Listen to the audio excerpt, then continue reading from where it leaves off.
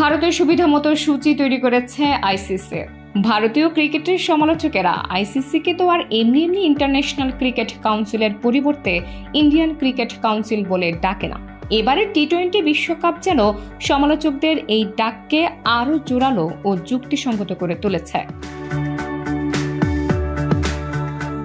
বিশ্বের যে কোনো খেলার যে কোনো বিশ্ব আসর হোক না কেন, কোন দল নকআউট পর্বে কোন মাঠে খেলবে তা ওই পর্বে না ওঠা পর্যন্ত জানার কথা নয়। কিন্তু ভারত এরই মধ্যে জেনে গেছে টি-20 বিশ্বকাপে নিজেদের সেমিফাইনালের ভেন্যু। 27 জুন দ্বিতীয় সেমিফাইনাল হবে গায়ানার প্রভিডেন্স স্টেডিয়ামে। রোহিত, কোহলি, বুমরা, জাদেজারা যদি দলকে শেষ 4-এ তুলতে পারেন তাহলে এই মাঠেই ফাইনালে ওঠার লড়াইয়ে নামবেন তারা। খোদ আইসিসি বিষয়টি নিশ্চিত করেছে। ভারতের সাবেক টেস্ট ওপেনার ওয়াসিম জাফরের দাবি, ভারতীয় দল টি-20 বিশ্বকাপের সূচি থেকে কোনো রকম অনৈতিক সুবিধা নিচ্ছে না। কেন সেটির ব্যাখ্যা জাফর দিয়েছেন এভাবে: আপনার দলের সেমিফাইনাল কোথায় হবে তা জানা এক জিনিস, সেমিফাইনালে ওঠার যোগ্যতা অর্জন করতে পারা আরেক জিনিস। উদাহরণস্বরূপ বলতে পারি, বিশ্ব টেস্ট চ্যাম্পিয়নশিপ ফাইনাল সব সময় ইংল্যান্ড হয়ে আসছে, কিন্তু ইংল্যান্ড কখনোই ফাইনালে উঠতে পারেনি।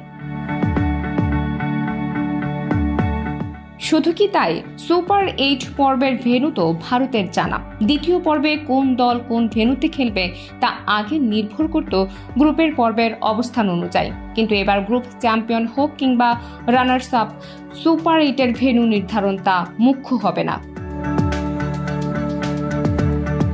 সেমিফাইনালে ভেন্যু জেনে যাওয়া নিয়ে জাফরের যুক্তি হয়তো ফেলে দেওয়ার মতো নয়, কিন্তু ভারতের পাওয়া বাকি সুবিধাগুলো কোনো ব্যাখ্যা কি তার কাছে আছে?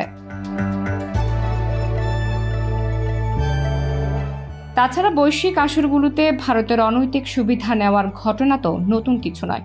সর্বশেষ গত ওয়ানডেতে বিশ্বকাপেই মুম্বাইয়ের ওয়াংখেড়ে স্টেডিয়ামে নিউজিল্যান্ডের বিপক্ষে নিজেদের সেমিফাইনালের আগে ভারতীয় ক্রিকেট বোর্ড পিচ বদলে ফেলেছিল বলে অভিযোগ করা হয়েছে।